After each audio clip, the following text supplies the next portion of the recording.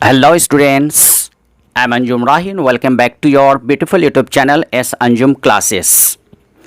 पिछले वीडियोस में part number 14 में हम लोगों ने देखा है कि इलेक्ट्रिकल एनर्जी कंज्यूम्ड का कॉन्सेप्ट और इलेक्ट्रिक बिल कैसे निकालते हैं उसके कुछ फार्मूलाज देखे हैं। आज के वीडियोस में हम लोग देखेंगे कि किस तरह से इलेक्ट्रिक बिल निकाला जाता है, उससे कुछ रिलेटेड जो न्यूमेरिकल प्रॉब्लम्स देखेंगे। ओके तो वीडियोस शुरू होने से पहले मैं कहना चाहूँगा कि यदि आप इस चैनल के लिए न्यू हैं तो मेरे चैनल को ज़रूर सब्सक्राइब करेंगे और बेल आइकन को ज़रूर प्रेस करेंगे, क्योंकि जो न्यू वीडियोस अपलोड किए जाएंगे उसका नोटिफिकेशन सबसे पहले आप तक पहुंच पाए और उस क्लास को अटेंड कर पाएंगे। और साथ ही साथ कमेंट बॉक्स में अपने गुड कमेंट्स को ज़रूर लिखेंगे। ओके तो आइए हम लोग टाइम वेस्ट के बगैर कुछ न्यूमेरिकल प्रॉब्लम्स देखते हैं। इलेक्ट्रिक बिल निकालने के लिए आप खुद से इलेक्ट्रिक बिल आप बना सकते हैं, निकाल सकते हैं, और कैसे होता है ये आइए हम लोग देखते हैं इस क्लास में।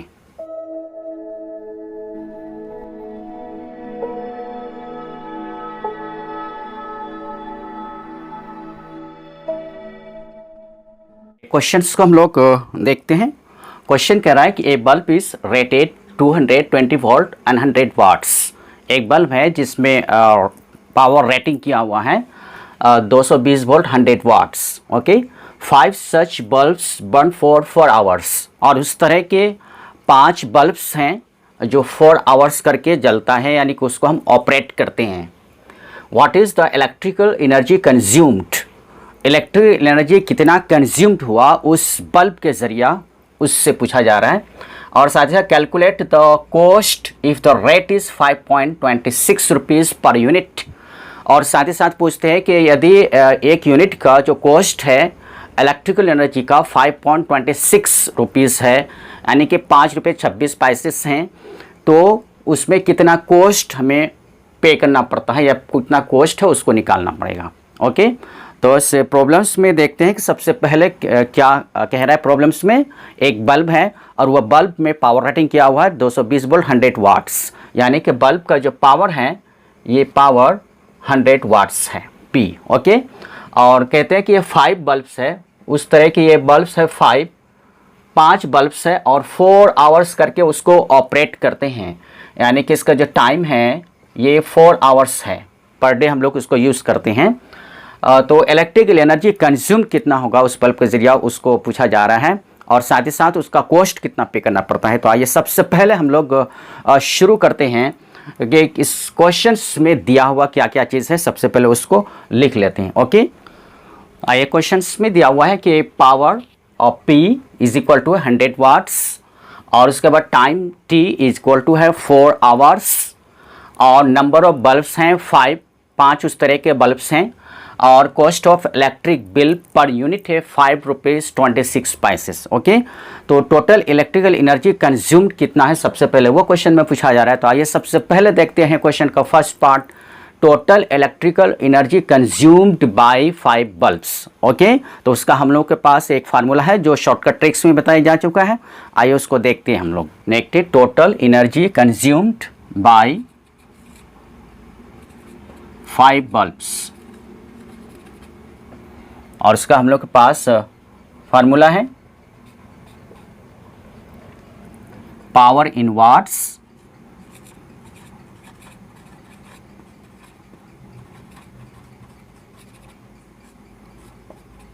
इनटू टाइम रहेगा T इन आवर्स, इसको डिवाइड करेंगे 1000 से,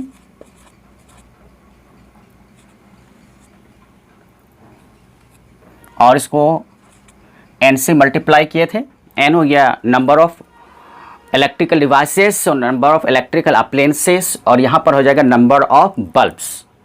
n इंटू पावर हम लोग जानते हैं इलेक्ट्रिकल एनर्जी कंज्यूम्ड का जो फार्मूला होता है P इंटू T बाई 1000, जो उसका हम लोग फार्मूला निकाल चुके हैं। तो पावर अगर वाट्स में दिया हुआ रहेगा और टाइम अगर आवर्स में दिया हुआ रहेगा तो उसको 1000 से हम लोग डिवाइड कर देंगे। ओके और अगर यहाँ पे पूछता कि 30 डेज़ में या 1 मंथ में, तो यहाँ पर उससे भी मल्टीप्लाई करना पड़ता, लेकिन वहाँ नहीं पूछा गया। यहाँ भी क्या 4 आवर्स तक ही हम बल्ब को ऑपरेट करते हैं। ओके यहाँ तक का हुआ है। और उसके बाद फार्मूला में हम लोग पुट करते हैं फिर। तो यहाँ पर n इज इक्वल टू है 5, पावर 100 वाट्स है, 100 इंटू टाइम हो गया 4 आवर्स, 4 से मल्टीप्लाई करेंगे इसको, डिवाइडेड बाय 1000। उस तरह से हम लोग इसको काटेंगे, 2 0 कैंसिल है, 5 से 10 को काटेंगे 2 टाइम्स कटेगा, 2 से फिर 4 को काटेंगे 2 टाइम्स कटेगा, यहाँ पे हो जाएगा कितना 2 यूनिट्स।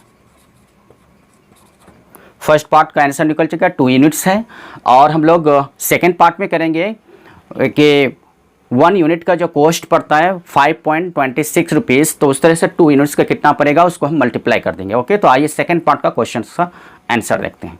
हम लोग देखते हैं सेकेंड पार्ट का जो क्वेश्चन है उसका आंसर है कि क्वेश्चन पूछा है कि कॉस्ट ऑफ 1 यूनिट है रुपीज़ 5.26।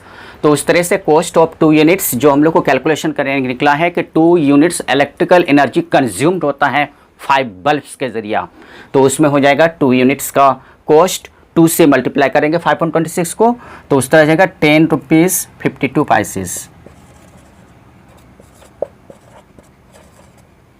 ये हो गया आपका आंसर इस क्वेश्चन का। ओके, आइए इसको हम लोग नोट कर लेंगे। नेक्स्ट क्वेश्चन है, an electric refrigerator rated 400 watt operates 8 hours per day, what is the cost of the energy to operate it for 30 days at ₹3 per kilo watt our. यहाँ पे क्वेश्चन कर रहा है कि रेफ्रिजरेटर है, इलेक्ट्रिक रेफ्रिजरेटर मीन्स होता है कि फ्रिज जो हम लोग यूज़ करते हैं घरों में, वो उसका जो पावर रेटेड है 400 वाट्स है, यानी कि उसका जो पावर कंजम्पशन है इलेक्ट्रिक रेफ्रिजरेटर का 400 वाट्स।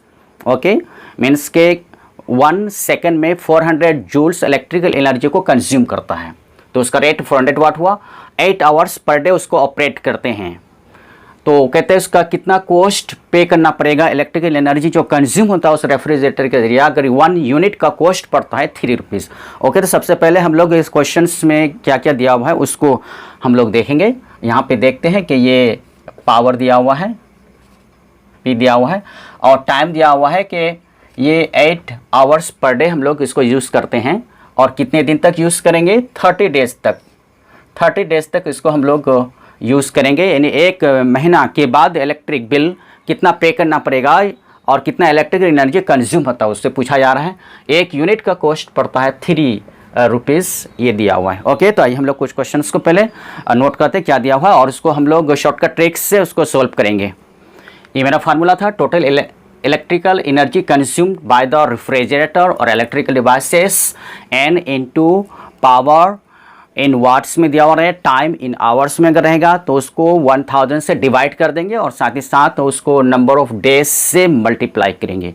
ओके, तो यहाँ पर जो n है, जो रेफ्रिजरेटर 1 है तो उसका वैल्यू 1 हो जाएगा, 1 रहेगा, और पावर इसका 400 है, 400 time 8 hours per day operate करते हैं, 8 डिवाइडेड बाई 1000, और यहाँ पर दिया हुआ 30 डेज, 30 डेज से इसको 30 से मल्टीप्लाई करेंगे, क्योंकि 1 डे में 8 आवर्स ऑपरेट करते हैं, तो 30 डेज में कितना होगा उसको 30 से मल्टीप्लाई कर देंगे। ओके, तो इस तरह से हम लोग इसका कैलकुलेशन कर लेते हैं। इसमें 0 0 कैंसिल हो जाएगा, 400 का 2 0 कैंसिल यहाँ से, और 1 0 30 का यहाँ कैंसिल, 1 0 यहाँ से कैंसिल होगा, तो तमाम 0 कैंसिल आउट हो चुका है। और यहाँ पर है मल्टीप्लाई करेंगे 4 इंटू 8 इंटू 3, यानी 8 चौके 32, 32 या 96, 96 यूनिट्स हुआ।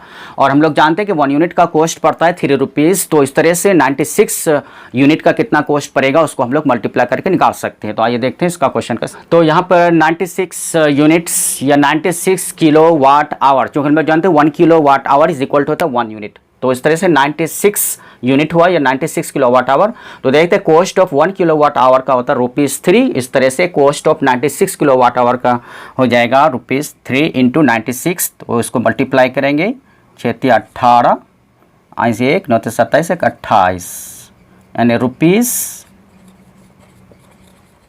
₹288 रुपये पे करना पड़ेगा 1 महीने के बाद, यानी 30 डेज़ के बाद उस रेफ्रिजरेटर का इलेक्ट्रिक बिल। ओके, आइए हम लोग इसको उतार लेते हैं। तो आज के क्लास में हम लोग ने 2 न्यूमेरिकल प्रॉब्लम्स को देखा है इलेक्ट्रिक बिल निकालने से रिलेटेड, और उस तरह से हम लोग निकाल करके देख चुके हैं और इसी कॉन्सेप्ट से हम लोग आगे न्यूमेरिकल प्रॉब्लम्स को और भी सॉल्व कर सकते हैं।